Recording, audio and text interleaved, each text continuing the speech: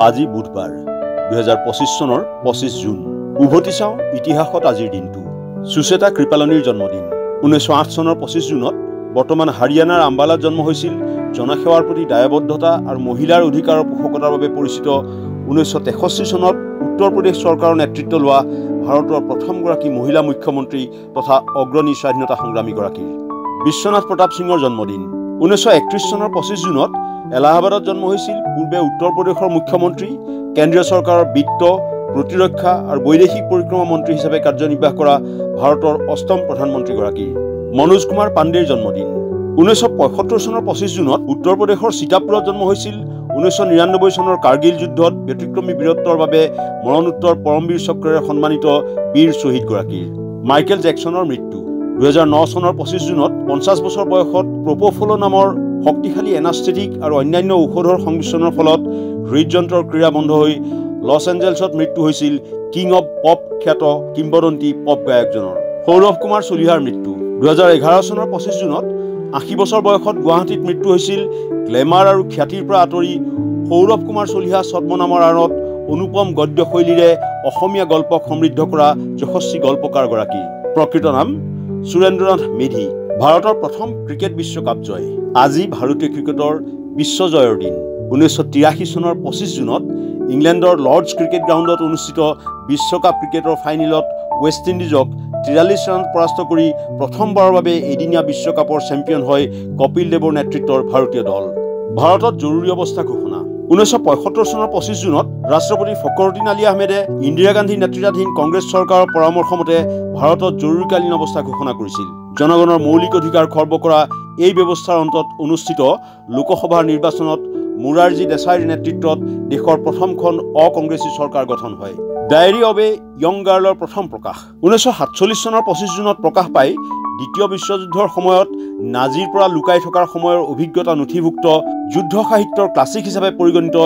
N ফ্ৰাংকৰ the diary of a young গাৰ্লৰ প্ৰথম সংস্কৰণ ভাৰত আৰু ইংলেণ্ডৰ সৰ্বপ্ৰথম টেষ্ট মেচ 1932 চনৰ 25 জুনত ভাৰত আৰু ইংলেণ্ডৰ মাজত সৰ্বপ্ৰথম ক্ৰিকেট টেষ্ট আৰম্ভ হয় ভাৰতে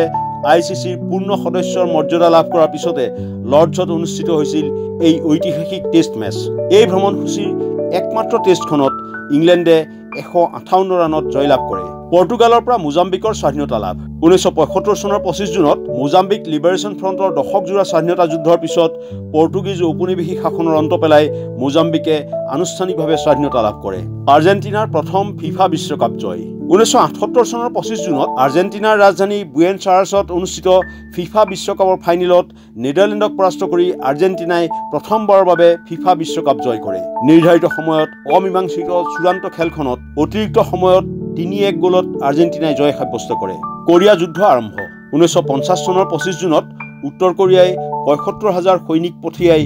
দক্ষিণ কোৰিয়া আক্ৰমণ কৰে পিছত ৰাষ্ট্ৰসংঘৰ নিৰাপত্তা পৰিষদে ৰাষ্ট্ৰসংঘৰ সদস্যসকলক দক্ষিণ কোৰিয়াক সহায় কৰিবলৈ আহ্বান জনাই প্ৰস্তাৱ গ্ৰহণ কৰে প্ৰথম লাইভ গ্লোবেল স্যাটেলাইট টিভি অনুষ্ঠান 1967 চনৰ 25 জুনত বিবিচিৰ আৱাৰ ৱৰ্ল্ড শীৰ্ষক প্ৰথমটো লাইভ গ্লোবেল স্যাটেলাইট টেলিভিছন অনুষ্ঠান সম্প্ৰচাৰ কৰা হয় 24খন দেশৰ কোটি কোটি লোকে চোৱা দুঘণ্টীয়া এই অনুষ্ঠানটো সেই সময়লৈকে সৰ্বাধিক দৰ্শকে উপভোগ কৰা টেলিভিছন অনুষ্ঠান হিচাপে পৰিগণিত হয় চাৰ্চ ৱাৰেণ্ট অবিহনে চেল ফোন পৰীক্ষণত বাধা 2014 চনৰ 25 জুনত আমেৰিকাৰ উচ্চতম ন্যায়ালয়ে ৱাৰেণ্ট অবিহনে গ্ৰেপ্তাৰ কৰা ব্যক্তিৰ পৰা চেল ফোনৰ তালাচী অসাংবিধানিক আখ্যা দিয়ে 2014 চনৰ 25 জুনত আমেৰিকাৰ উচ্চতম ন্যায়ালয়ে ৱাৰেণ্ট অবিহনে গ্ৰেপ্তাৰ কৰা ব্যক্তিৰ পৰা চেল ফোনৰ তালাচী অসাংবিধানিক আখ্যা দিয়ে আদালতে নিৰ্ধাৰণ কৰে যে চেল ফোনত বিপুল পৰিমাণৰ ব্যক্তিগত তথ্য থাকে সেয়ে ইয়াৰ অনুসন্ধানৰ বাবে ৱাৰেণ্ট প্ৰয়োজনীয় কাইটিয়া টায়াৰৰ পেটেণ্ট লাভ 1867 চনৰ 25 জুনত ওহাইঅ'ৰ কেণ্টৰ লুচিয়ান বি স্মিথে কাইটিয়া টায়াৰৰ পেটেণ্ট লাভ কৰে নিৰাপত্তা আৰু ভূমি ব্যৱস্থাপনাত বৈপ্লৱিক পৰিৱৰ্তন সাধন কৰা এই উদ্ভাৱনে পশুধন নিয়ন্ত্ৰণৰ এক ফলপ্ৰসূ উপায় প্ৰদান কৰি নিৰাপত্তা আৰু ভূমি ব্যৱস্থাপনাত বৈপ্লৱিক পৰিৱৰ্তন সাধন কৰা এই উদ্ভাৱনে পশুধন নিয়ন্ত্ৰণৰ এক ফলপ্ৰসূ উপায় প্ৰদান কৰি কৃষিৰ ৰূপান্তৰত গুৰুত্বপূৰ্ণ ভূমিকা পালন কৰিছিল ইনফৰমেশ্যন ডেস্ক দেশ টুডে